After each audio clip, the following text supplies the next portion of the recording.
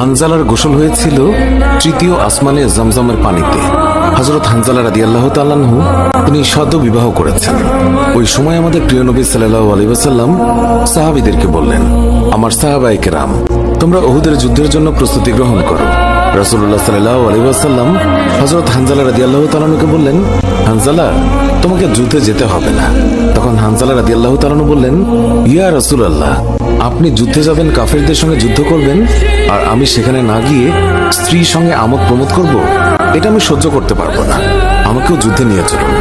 রাসূলুল্লাহ সাল্লাল্লাহু আলাইহি ওয়াসাল্লাম তখন বললেন, হানজালা, আমি তোমাকে আদেশ দিলাম, তুমি বাড়িতে থাকো, তোমাকে যুদ্ধে যেতে হবে না। হানজালা তখন নবীর আদেশ শুনে কাঁদতে কাঁদতে বাড়ি চলে গেল। আমাদের প্রিয় নবী সাল্লাল্লাহু আলাইহি ওয়াসাল্লাম সাহাবীদেরকে নিয়ে যুদ্ধে চলে গেছেন। এদিকে সাহাবী হানজালা তার স্ত্রীর সঙ্গে রাত কাটানোর পর তার উপর গোসল ফরজ হয়ে গিয়েছে, তাই সে গোসল করতে গেছেন, পানি নিয়ে দাঁড়িয়েও গেছে। এই সময় মদিনার গলি থেকে কেউ একজন চিৎকার করে বলছিলেন, মদিনার মুসলমানরা, তোমরা কার জন্য জীবিত থাকবে? তোমাদের প্রিয় নবীকে কাফের মুশরিকরা শহীদ করে দিয়েছে। এই কথা যেই মাত্র হানজালার কানে পৌঁছালো, তখনই তিনি পানির বালতি ফেলে দিয়ে তার স্ত্রীর কাছে গেল এবং তার স্ত্রীকে বলল, হে আমার স্ত্রী, তাড়াতাড়ি আমার তলোয়ারটা দাও। যে কাপুরুষরা আমার নবীকে শহীদ করেছে, যে কাফেররা বিশ্বনবী হযরত মুহাম্মদ সাল্লাল্লাহু আলাইহি ওয়াসাল্লামকে হত্যা করেছে, আমি তাদেরকে ছাড়ব না। আজ হয় তারা মরবে, না হয় আমি মরব। যেই দুনিয়ায় নবী নেই, সেই দুনিয়ায় আমি বাঁচতে চাই না। দাও, আমার তলোয়ারটা দাও।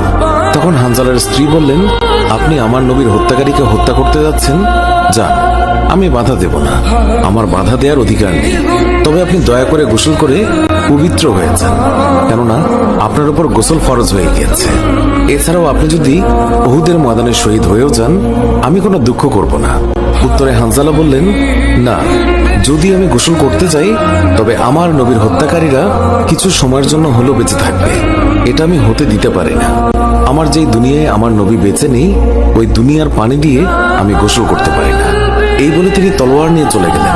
উহুদের ময়দানে তিনি অনেক কাফেরকে হত্যা করলেন। একসময় যুদ্ধ করতে করতে